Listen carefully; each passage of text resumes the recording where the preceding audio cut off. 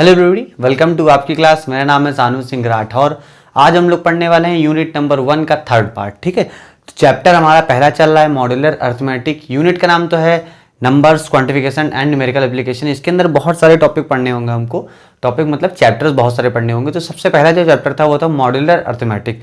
Modular arithmetic में सबसे important चीज़ वो जो हम लोगों ने देखी है एक बार कि मॉड्यूलर कॉन्ग्रुएंट वाली जो भी डेफिनेशंस होती हैं उससे रिलेटेड, उस पर बेस्ड जो थ्योरम होती है वो बहुत इंपॉर्टेंट होती है। उस पर बेस्ड जो थ्योरम होंगी उन्हीं से आपके क्वेश्चंस बनते हैं। ठीक है, तो अगर आप इसके अलावा 11th का कोई चीज़ रिवीजन करना चाहते हैं या आपने पढ़ा है या आपको जानना है उसके बारे में, तो नीचे डिस्क्रिप्शन में लिंक, वहाँ से जितने भी यूनिट मैंने करवाई थी, सारी मैं नहीं करवा पाया था 11th की, वो आपको मिल जाएंगी। और अदर जो वीडियोज़ हैं यानी पार्ट 1 पार्ट 2 जो इसी साल का है क्लास 12 का, वो भी आपको नीचे डिस्क्रिप्शन में लिंक मिल जाएगी। वहाँ से आप पिछले पार्ट्स को देखिए, तभी जाके आज आपको समझ में आएगा। तो हम लोग थर्ड पार्ट पे थे, यहाँ हम लोग समझ रहे थे थ्योरम्स। ठीक है, तो कुछ थ्योरम करवा दी थे मैंने, जो अच्छी थ्योरम थी वो हो गई थी। अभी कुछ बाकी हैं जो छोटी छोटी भी हैं, उनमें भी कुछ 2-4 ऐसी हैं जो थोड़ी सी डिसेंट लेंथ है उनकी भी। उसके अलावा अगर आप बुक परचेस करना चाहते हैं, नीचे डिस्क्रिप्शन में लिंक है, वहाँ से आप परचेस कर सकते हैं। आर.डी. शर्मा की बुक है। और इस बुक में खासियत ये है कि वॉल्यूम 1 वॉल्यूम 2 नहीं है, पूरी एक ही बुक में। आपको मैं बुक दिखा देता हूँ, कलर दिखा दूँ ताकि आपको परचेस करने में कोई समस्या ना हो। अब देखिए ये बुक है, ठीक है, फ्रंट बैक, और ये देखिए चौड़ाई देख के आप समझ गए होंगे इसमें वॉल्यूम 1 और वॉल्यूम 2 एक ही में है। ये कोई स्पॉन्सर वीडियो नहीं है और ना मेरे को इतने व्यूज़ भी आते हैं कि कोई मुझे स्पॉन्सर करेगा, पर ये बुक अच्छी है तो इसलिए मैंने आप लोग को बता दिया। नीचे डिस्क्रिप्शन में लिंक है, वहाँ से आप उसको परचेस कर सकते हैं, क्योंकि एनसीईआरटी की बुक तो आने नहीं वाली है मुझे लगता है इतनी जल्दी। 11th में भी ऐसे निकल गया था। अगर आप परचेस करेंगे तो आपको जो है, जिसी से मैं पढ़ा रहा हूँ यही परचेस करेंगे तो आपको थोड़ा मतलब कोप अप करने में आसानी से होगी। ठीक है, तो स्टार्ट कर लेते हैं हम लोग थ्योरम जो कि बाकी थी हमारी, है ना।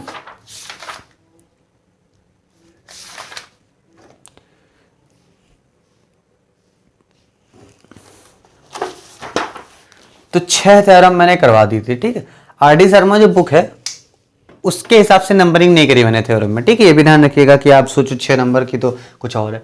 आज हम लोग स्टार्ट करेंगे थ्योरम 7। ठीक है, बुक में ये कोई और नंबर होगा वो भी ध्यान रखिएगा। If a congruent to b mod m. ठीक है, if a congruent to b mod m then a congruent to b plus m q mod m होगा। कह रहे हैं अगर ये चीज ट्रू है तो प्रूफ करिए कि ये भी होगा। तो ये तो होगा ही, अगर प्रूफ करने के लिए बोले होगा तो है ही, बस प्रूफ करना है हमको। तो ऊपर वाले स्टेटमेंट का मतलब क्या? ऊपर वाले स्टेटमेंट का मतलब यही तो होता है कि ऐसे लिख सकते हैं ना हम लोग, if a congruent to b mod m it implies that m divides a minus b. अब ये जो इस तरह से लिखा है इसको कोई ये मत समझ लेना कि ये ऐसे लिख दिया जाएगा। ठीक है, ये और ये सेम चीज है, पर ये मत समझना यहाँ गलत है। ये एक तरीका होता है लिखने का, डिविजिबिलिटी, ये सारी चीजें मैंने पार्ट 1 में बताई थी, वहां से आप सीख सकते हैं। ठीक, तो अगर m डिवाइड कर रहा है a माइनस बी को, तो m डिवाइड करेगा a minus b minus m q को भी। करेगा कि नहीं करेगा? करेगा। क्यों करेगा भैया? देखो, कहने का मतलब ये है कि m जो है वो डिवाइड ये तो कर ही सकता है एम क्यू को। क्या मतलब निकल रहा कि m आपका एम क्यू को तो डिवाइड कर ही देगा। एम क्यू मतलब जैसे मान लो 2 × 3, एम क्यू है 2 × 3, तो नीचे 2, तो इसको तो डिवाइड करेगा ही ना। अगर ये 6 होता है 2 होता है डिवाइड करता ही, तो m जो है एम क्यू को तो डिवाइड करेगा ही। m a माइनस बी को भी कर रहा है, इतने को कर रहा था, और m a minus b minus m q को भी करेगा फिर, क्योंकि इसको भी कर रहा है इसको भी कर रहा है, तो टोटल को भी तो करेगा। कहने का मतलब समझ गए होंगे आप। उसके बाद क्या लिख सकते हैं आप? m a minus b minus q. ठीक है, ये हो गया आपका। अगर आप माइनस कॉमन ले लें यहां से तो ये प्लस का हो जाएगा, ये भी आप समझ गए होंगे कैसे। माइनस कॉमन ले लिया, ठीक है।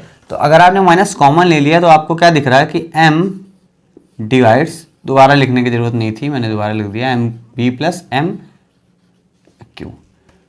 यहां देखिए अब इसको क्या लिख सकते हैं हम लोग कि a कॉन्ग्रुएंट टू, देखो a यहाँ होता है तो यहाँ लिख देते हैं, जो बाकी बचता है वहां लिखा जाता है, तो बाकी हमारा पूरा इतना बचा है तो पूरा लिख दो b प्लस एम क्यू, फिर लिखते हैं मॉड्यूल m, मॉड्यूल या मॉड m, मॉड्यूलो कहते हैं, मॉड्यूल नहीं कहते हैं। ये चीज़ आपकी प्रूफ हो गई, बहुत सिंपल चीज़ थी, बस प्रूफ करने का जो टैक्टिक है, तरीका है, वो आपको फॉलो करना है, बाकी इसमें कुछ ऐसा कठिन नहीं है कि टेंशन हो कुछ। अब देखते हैं थ्योरम नंबर 8। थ्योरम नंबर 8 भी इसी तरीके से छोटी सी थी, तो मैं फटाक से बता देता हूँ आपको। थ्योरम है आपकी 8 number, if a congruent to b plus c mod m, then a minus c congruent to b mod m, ठीक है। इतना आपको प्रूव करना है, वो प्रूव करना है गिवन है। देखो अगर if a congruent to b plus c mod m given है, ये तो गिवन है ना, इसलिए इफ करके लिख दिया। तो आप a, इसका मतलब क्या निकल रहा है कि m divides a minus B plus C. कैसे? a माइनस बी होता था, यहाँ पर b प्लस सी है तो a माइनस बी प्लस सी पूरा हो गया। ये चीज तो आपको पता ही होगी। m डिवाइड्स, हमको देखो क्या चाहिए, यहां पर a था तो सिर्फ यहां पर a है, यानी माइनस के पहले जितना होता है वो इस तरफ लिखा जाता है और माइनस के बाद में जितना होता है वो इस तरफ लिखा जाता है। तो हमको माइनस के पहले पूरा लिखना होगा a माइनस सी, यानी a माइनस सी अगर इस तरफ लाना है, ठीक है, तो माइनस के इस पार a माइनस सी होना चाहिए। तो कैसे कर सकते हैं हम लोग? पहले यहां ब्रैकेट ओपन कर दो, a minus b minus c, bracket open कर दिया, m a minus c minus b भी लिख सकते हैं इसको, ठीक है, इसमें कोई दिक्कत नहीं है। अब a माइनस सी को ब्रैकेट लगा दो तब भी कोई दिक्कत नहीं है।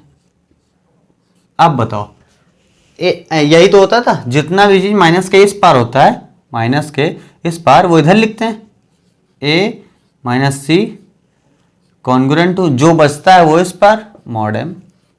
प्रूफ हो गया, सिंपल था, कोई दिक्कत की बात नहीं है, ठीक है। इसी तरह से और भी हैं, उनको भी देख लेते हैं फटाफट से।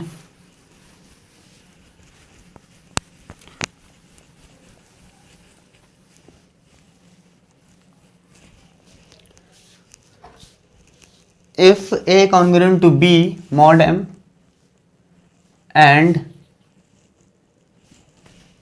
c congruent to d,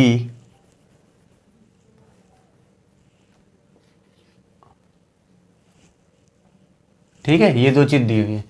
if a congruent to b mod m and c congruent to d mod m, then prove that ac congruent to bd mod m, ठीक है। चलो, if a congruent to b mod m, it implies that m divides a minus b। Similarly इसको इधर लिख लो, है ना, if c congruent to d mod m, it implies that c minus d sorry m divides c minus d। अब एक बात है, ये फ्रॉम इक्वेशन नंबर 1 एंड 2, दो इक्वेशन गिवन है। अगर m 2 को डिवाइड कर रहा है और साथ ही साथ में m 5 को डिवाइड कर रहा है, किसी भी तरीके से, पता नहीं क्या हो रहा है, चलो मान लो यहाँ पे 6 है, तो ये नहीं लिख कर सकते हो आप कि m डिवाइड्स 6 प्लस 2, या 6 माइनस 2, क्योंकि अगर दोनों को डिवाइड कर रहा है अलग अलग तो जोड़ दो तब भी डिवाइड कर रहा होगा। ठीक है,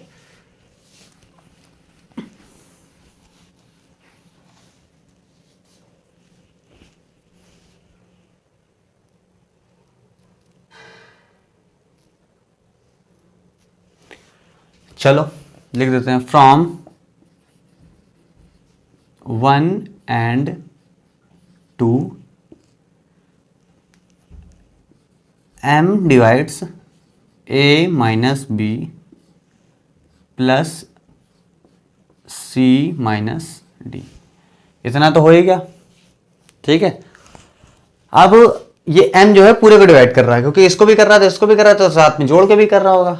ओके, अब देखो हमको क्या चाहिए, हमको ए सी एक साथ चाहिए। ए और सी मल्टीप्लाई में तो है नहीं कहीं, तो हमको ये तो मिल नहीं सकता। तो हमने यहाँ से क्या देखा कि एक चीज हम कर सकते हैं, m divides C A minus B plus यहाँ क्या चाहिए बी डी, यहाँ डी है बी नहीं है हमारे पास तो बी लगा दो, बी सी माइनस डी। अब यहाँ कहेंगे सर आप तो बहुत चालाक हैं, जो नहीं था वो आपने लिख दिया फटाफट से, ऐसे तो आंसर ही लिख दीजिए डायरेक्ट, है ना।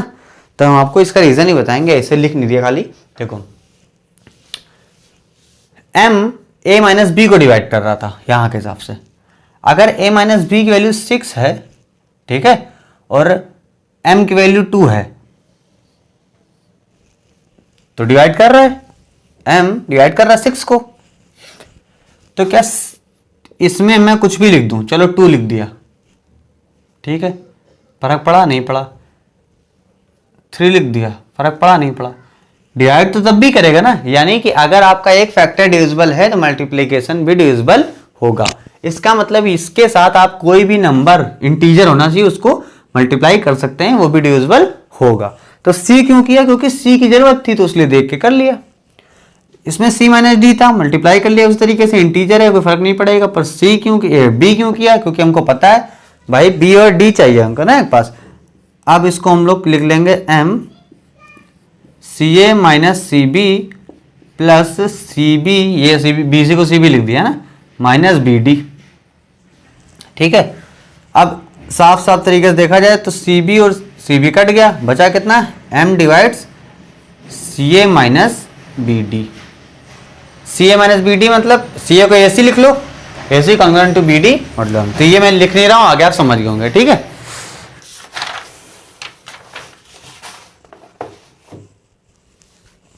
थ्योरम नंबर 10 पे आते हैं। If n greater than 1 is divisor of m and a congruent to b mod m, then a congruent to b mod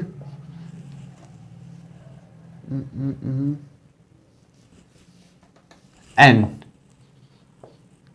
ठीक है, देखो अगर a congruent to b mod में है तो इसका मतलब होगा m divides a minus b, ये तो गिवन है एक प्रकार से देख लो तो।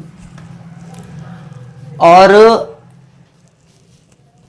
साथ साथ में ये भी बोला है कि n जो है वो भी n ग्रेटर देन 1 क्यों कहा गया, क्योंकि m भी हमारा ग्रेटर देन 1 होता है हमेशा, तो उसलिए उस चीज को सही करने के लिए वो लिख दिया गया है। हालांकि उस पर आप ध्यान मत दीजिए, फर्क नहीं पड़ेगा। n is divisor of m, n divides m, ये भी गिवन है और ये भी गिवन, दो चीज गिवन है भाई। n m को डिवाइड कर रहा है, देखो 2 6 को डिवाइड कर रहा है, n 6 को डिवाइड कर रहा है मान लो, और 6 12 को डिवाइड कर रहा है। ये n है, ये m है, ये a माइनस बी है। n m को कर रहा है, यहां गिवन है, m a माइनस बी को कर रहा है, तो क्या n directly a minus b को नहीं कर सकता है, मैथमेटिकल तरीके से लिख लीजिए, 12 कटता है 2 से, तो यहां से फ्रॉम इक्वेशन 1 and 2 आप लिख सकते हो डायरेक्टली कि n divides a minus b. अगर डिवाइड कर रहा है तो आपको पता है क्या होता है, a congruent to b module में करा करता हूँ, m का जगह n हो जाएगा क्योंकि वो डिवाइड कर रहा है इस टाइम पे। तो यहाँ से आपने इस तरीके से इसको प्रूव कर दिया बहुत इजीली, कोई दिक्कत की बात नहीं है। तो हमारी जो नेक्स्ट थ्योरम है वो बेहतरीन है, मतलब बाकी जितनी भी कराई उससे अच्छी है ना। इसको देख लेते हैं अब क्या है। थ्योरम नंबर 11 है, if a congruent to b mod m and then a comma m is equal to b comma m। अब ये आप सोच रहे हैं कि ये कॉमा क्या है? कॉमा कुछ नहीं, दोनों का जो ग्रेटेस्ट कॉमन फैक्टर होगा वो इक्वल होगा, ये कहने का मतलब है। ठीक है, तो ग्रेटेस्ट कॉमन फैक्टर या डिवाइजर वो बराबर होगा, ये कहने का मतलब है।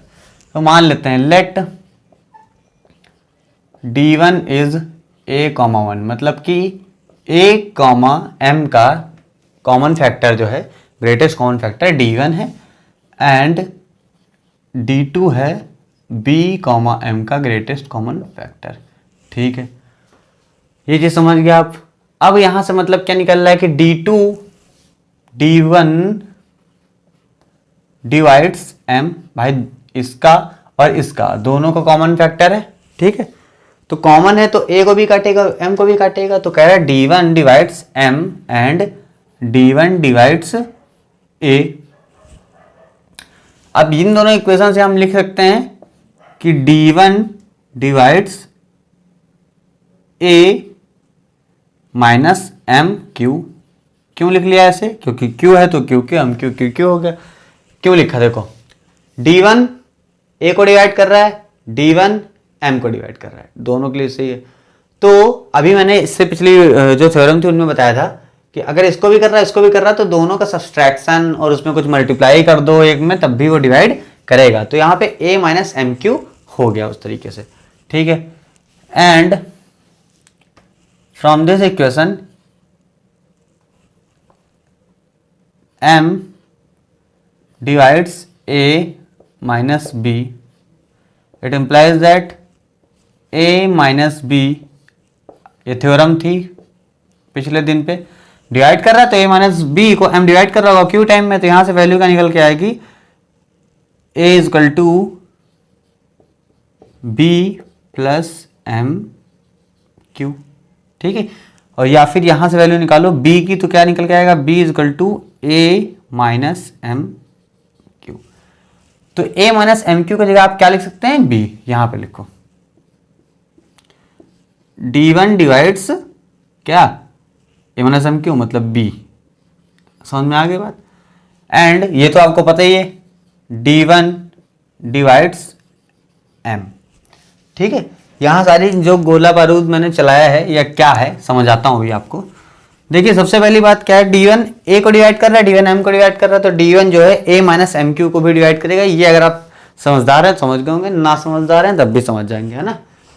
तो d1 a minus m q को कर रहा है और a माइनस एम क्यू इस इक्वेशन से देखा जाए तो b की वैल्यू है, तो d1 मतलब b को भी कर रहा है। इसका मतलब क्या है, d1 b को भी करता है और m को तो कर ही रहा है। ये चीज यहां से मिल गई, इस चीज को यहाँ पे इक्वेशन 1 मान लो ऐसे ही। अब आ जाते हैं हम लोग इस पे, इस चीज को देखो, सिंस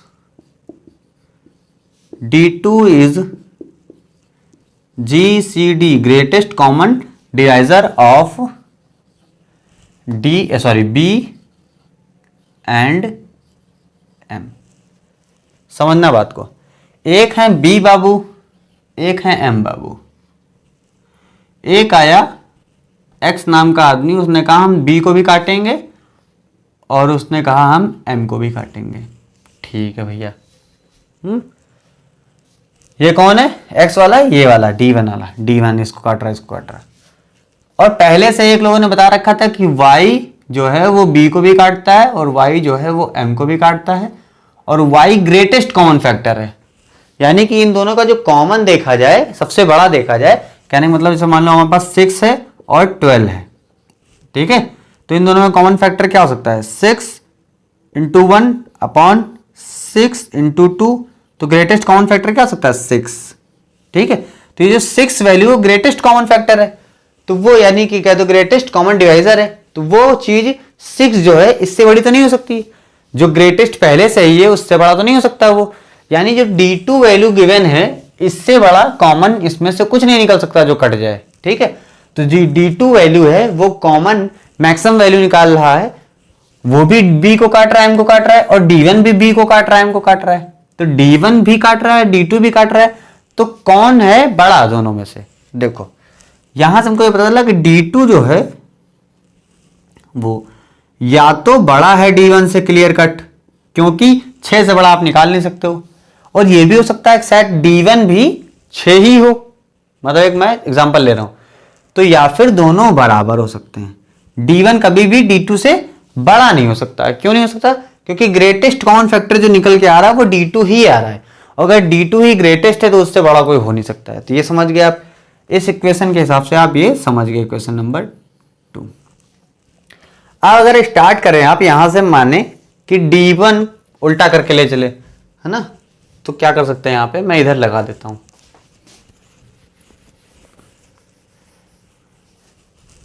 अब अगर हम लेके ये चलते हैं यहां से कि भाई D2 D1 की जगह D2 का जगह D2 divides M and D2 divides B, A की जगह B हो जाएगा ना, क्योंकि D2 A को तो कर नहीं रहा। यहां से क्या पता चल जाता भाई, D2 divides B minus MQ, है ना। D2 डिवाइड्स कितना हो जाएगा यहां से,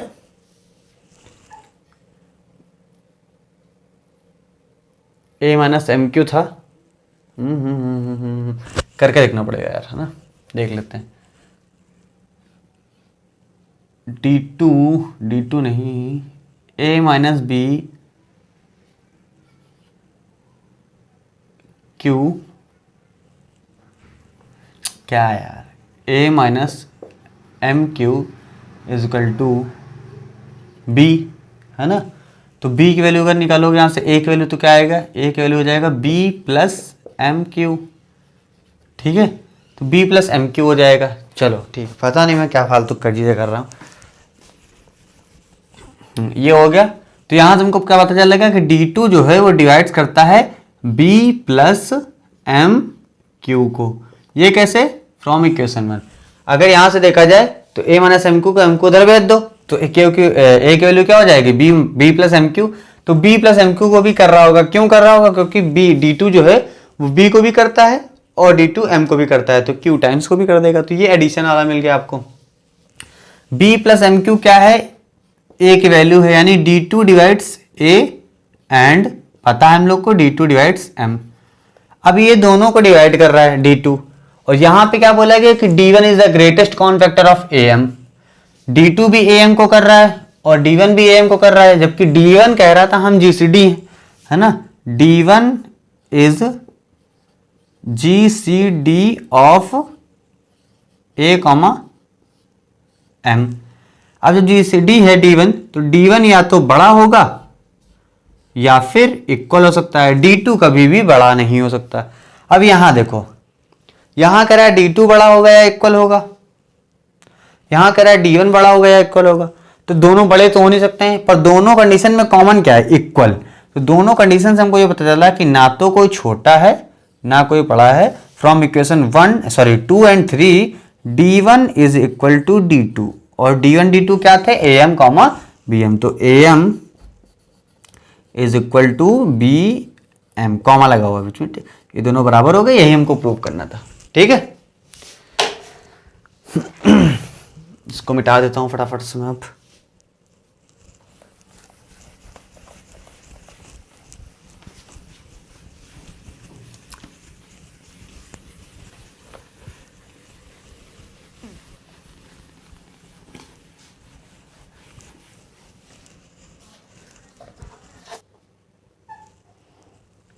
थ्योरम नंबर 12 लिखते हैं, बढ़िया थ्योरम है पर टफ नहीं है।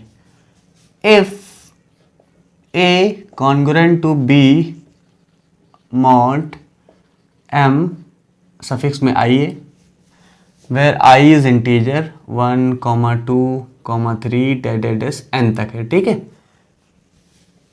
Then A congruent to B mod capital M, where capital M is LCM of M1 M2 dash Mn तक। ठीक है, जो इंटीजर्स हैं 1 2 3 उसी तरीके से है। कैसे प्रूव करेगा उसको लिखो। अगर हम लोग यहाँ पे I इज इक्वल टू 1 मान के चले तो क्या आएगा, M1 divides A minus b, I is equal to 2 उसी जगह पर ले लो तो हो जाएगा M2 divides A minus B. इसी तरीके से अगर हम लोग I is equal to n ले लें तो Mn divides A minus b. ठीक है, ये चीज समझ में आगे होगी आपको। अगर M1 भी A माइनस बी को डिवाइड कर रहा है, M2 भी A माइनस बी को डिवाइड कर रहा है, M3 भी कर रहा है, अगर सारे लोग कर रहे हैं तो एक चीज देखना, A minus b here, A minus b is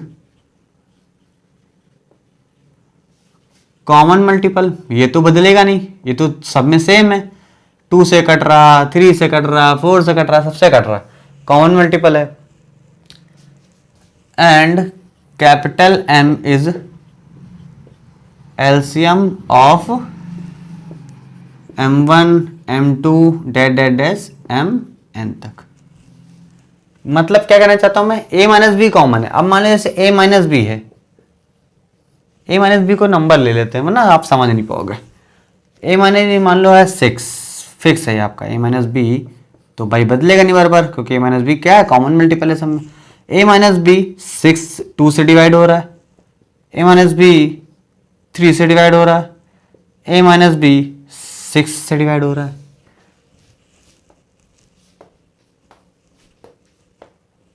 ठीक है, तो अगर यहां पर 6 हमारा इससे भी डिवाइड हो रहा है, इससे भी डिवाइड हो रहा है, इससे भी डिवाइड हो रहा है, तो क्या 6, 2, 3 का एलसीएम निकाला जाए तो क्या आ जाएगा, 3 2 जा 2 1, 2 से करो 1, तो एलसीएम कितना आया, 6 आया। अगर एलसीएम 6 ना भी आता तो इससे ज्यादा तो आ नहीं जाएगा, एलसीएम हमेशा कम ही आता है या फिर बराबर आता है। तो अगर आपका इंडिविजुअली कट रहा है तो उसके एलसीएम से भी तो कट रहा है आपका A माइनस बी। इसका मतलब अगर ऊपर वाला कॉमन मल्टीपल है, कॉमन चीज है, और नीचे वाले आपके सबसे कट रहा है तो उनका एलसीएम भी लोगे तो उनसे भी कटेगा। इसका मतलब capital M is also can divide A minus b, क्योंकि M क्या है, एलसीएम है आपका छोटे वाले M1 M2 M3 का। ठीक है,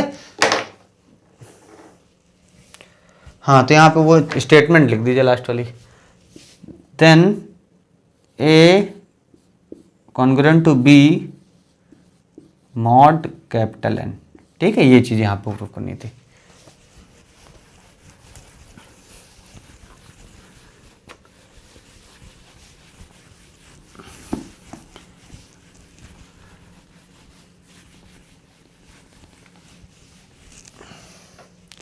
अब इस चैप्टर की लास्ट थ्योरम है ये, मतलब इस टॉपिक की, आगे तो नहीं पता मुझे, पर इस टॉपिक में कॉन्ग्रुएंट वाले में आपका ये लास्ट थ्योरम है और इस थ्योरम को बहुत यूज होगा। ठीक है, ये मैं पहले बता दे रहा हूं।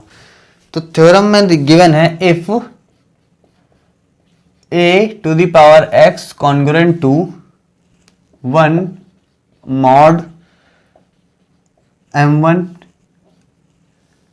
And a to the y power y congruent to 1 modulo m2, then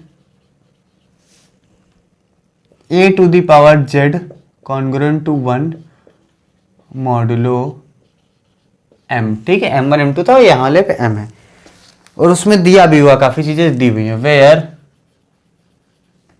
z is LCM of, z ऊपर है तो एलसीएम भी एक्स वाई का है, एक्स वाई एंड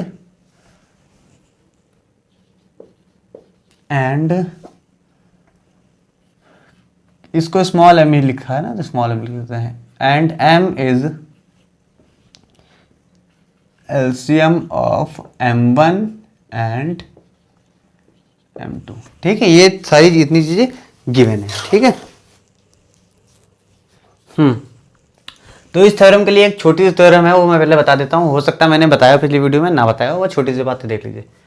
यहाँ पे लिखे दे रहा हूँ मैं, if a congruent to b mod m। अगर ये चीज कहीं पे लिखा हुआ है तो उसको आप उसके जगह पर ये भी लिख सकते हैं, ए की पावर n, पावर में कुछ हो जाए और उतनी ही पावर b में हो जाए और मॉडुलो n ऐसा ही रहे, m ऐसा ही रहे, तो वो चीज़ सही है। a congruent to b modulo m, तो इसका मतलब ये भी लिख सकते हैं आप, a की power n congruent to b की power n modulo m।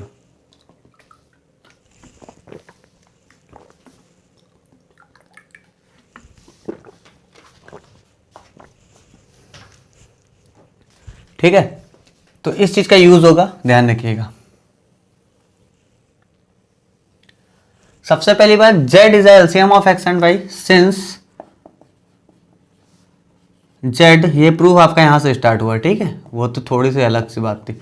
Since z is LCM of x and y, यहां मान लो 6 इज एलसीएम ऑफ 2 एंड 3, तो क्या ऐसा नहीं ले सकते हो कि 2 into p is equal to 6, 2 into 3 is equal to 6। 6 के बराबर करने के लिए 2 को आप क्या करोगे, कुछ मल्टीप्लाई करोगे तो c के बराबर पहुंचेगा। उसी तरीके के 3 भी तो इक्वल नहीं है c के, तो q टाइम्स लिख सकते हो। मतलब कि अगर आपका एक फैक्टर पूरे एलसीएम के बराबर करना है तो आपको एक फैक्टर में कुछ मल्टीप्लाई करना पड़ेगा, और ये इंटीजर्स होंगे, है ना, तो वही चीज यहां करेंगे। Then there must be integer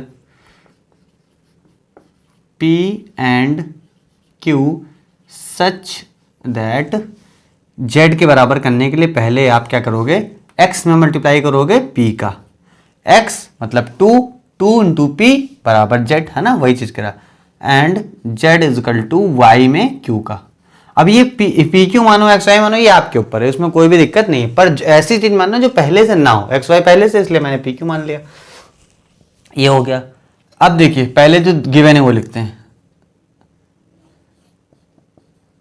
given a की power x congruent to b, b नहीं है 1 है, 1 modulo m, it implied that x की पावर, a की पावर x की पावर कितना था, पावर p कॉन्ग्रुएंट टू, अब इसमें पावर लगाया है तो b वाले में भी लगाएंगे, b कितना है 1, तो 1 की पावर कितना कर दोगे p, यहां पे वाली थ्योरम यूज कर लीजिए, वो लिखी थी ना, तो यहां पे m1 था तो m1 लिख के चलिए। ये समझ में आया नहीं आया? इसको आप लिख सकते हो a की power x p is congruent to 1 की पावर p 1 ही रहेगा, मॉड्यूलो m1। अगर यहां पे लिखना चाहूं मैं सिमिलरली करके तो ये नहीं लिख सकता हूं, सिमिलरली a की power y q congruent to 1 modulo m2, ये दो चीजें लिख सकता हूं मैं। इक्वेशन 1 मान लो इसको, इक्वेशन 2 मान लो। यहां तक कोई भी चीज ऐसी नहीं जो आपको समझ में ना आई हो। ठीक है,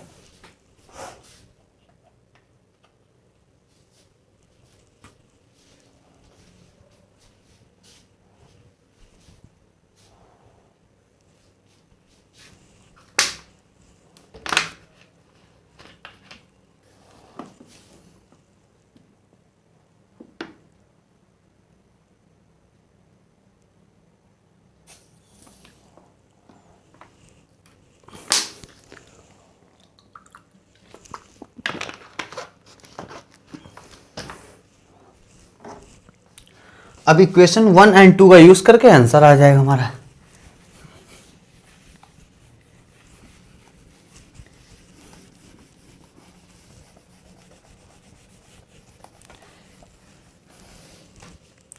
यहाँ था एक्स पी, ठीक है।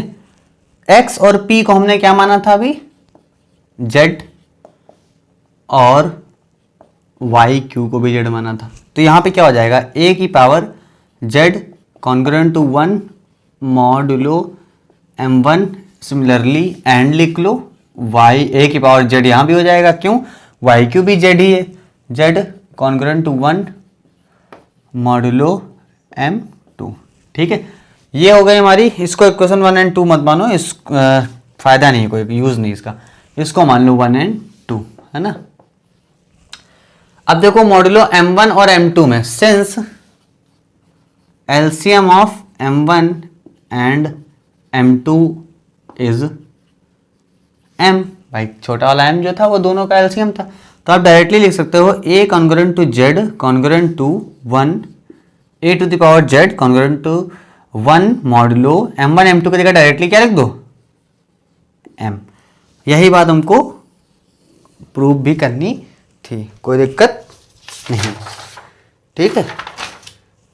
तो दोस्तों ये वीडियो रखेंगे यहीं तक, थ्योरम सारी कंप्लीट हो गई। अगले वीडियो में या अगले पार्ट में आपको क्या मिलेगा, थ्योरम्स पे रिलेटेड जितने भी क्वेश्चन आंसर्स होंगे, यानी कि जितने भी मैथमेटिकल आपके न्यूमेरिकल्स बन सकते हैं इस पे, वो अगले वीडियो में हम लोग कवर करेंगे।